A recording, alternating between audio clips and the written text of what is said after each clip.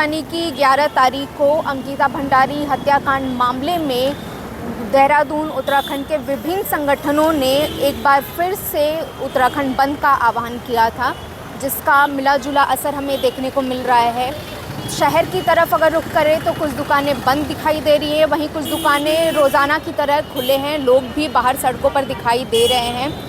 लेकिन साथ ही कुछ संगठन है जो अभी भी इस मामले में इन्वेस्टिगेशन को लेकर के और सड़क पर प्रोटेस्ट कर रही है, सड़क पर नारेबाजी कर रहे हैं और न्याय की मांग कर रहे हैं, अंकिता भंडारी को न्याय दिलाने की मांग कर रहे हैं। वहीं अगर दूसरी तरफ देखें इस मामले में अगर पुलिस टीम की, तो कोने कोने में शहर भर में तैनाती की गई है पुलिस फोर्स की, ताकि इस मामले को गंभीरता से लेकर के और अगर कहीं पर नारेबाजी होती है, अगर मामला बिगड़ता है तो तुरंत उसके अगेंस्ट एक्शन लिया जाए, मामले को वहीं पे कंट्रोल में किया जाए।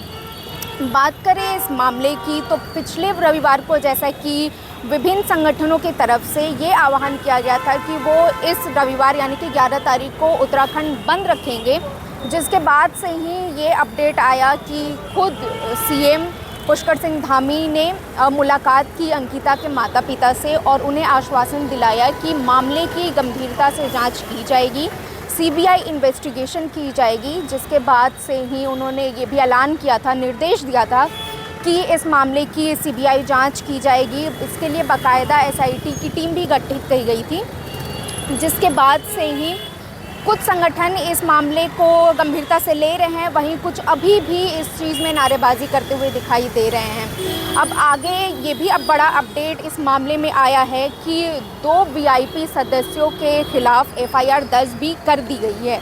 सर, आज जो उत्तराखंड बंद का आह्वान किया गया था, जो लोग कर रहे थे, उसके लिए आपकी क्या तैयारियाँ थी?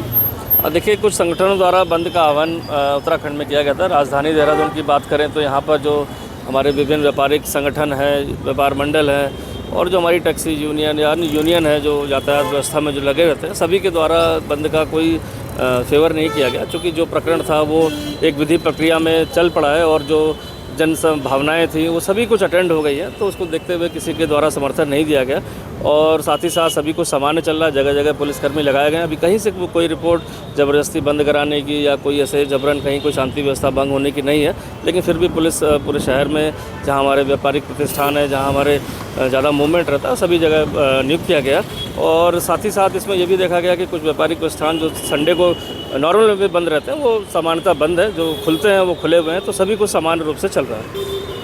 सर, कितने फोर्स आप लोगों ने तैनात किए थे कि किसी तरीके का कहीं पे भी अगर प्रोटेस्ट दिखता है तो वहाँ पे एक्शन लिया जाए? देखिए, फोर्स की डिमांड जो है खुद व्यापारिक संगठनों द्वारा और जो अन्य संगठनों के द्वारा की गई थी कि कहीं ऐसा ना हो उनके साथ ज़बरदस्ती बंद कराया जाए, उनकी दुकानों को, बाज़ारों को और कहीं वहाँ क्लैश हो। उनकी डिमांड पर जहाँ जहाँ से बातें आई थी वो लगा दी गई है, लेकिन ऐसा कहीं कुछ देखने को नहीं मिला और सभी कुछ सामान्य रूप से चल रहा है। ऐसा आह्वान तो पूरे गढ़वाल का किया गया था, मगर जो है कल इनके संगठन ने खुद ये डिक्लेयर कर दिया कि हम इसको जो है हमारी मांगें मान ली गई हैं और हम इसको कैंसिल करते हैं, मतलब रद्द करते हैं इसको, क्या नाम, बंद को। उसके बाद अब बंद कराना एक ज़बरदस्ती वाली बात है। हम भी चाहते हैं कि अंकिता भंडारी के साथ जो दुष्कर्म हुआ या जो भी उसके साथ बात हुई है तो उसके खिलाफ उनकी सज़ा होनी चाहिए, मगर उसमें निर्दोष लोग नहीं फंसने चाहिए। जो दोषी है उन पर कार्रवाई होनी चाहिए, निर्दोष को फंसा के उनके खिलाफ कार्रवाई करना ये एक जाति होगी।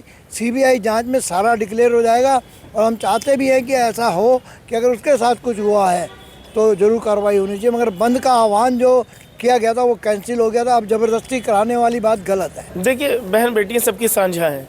जो अंकिता भंडारी के साथ घटना घटी है वो वास्तव में पीड़ादायक है और दुखद करने वाली है।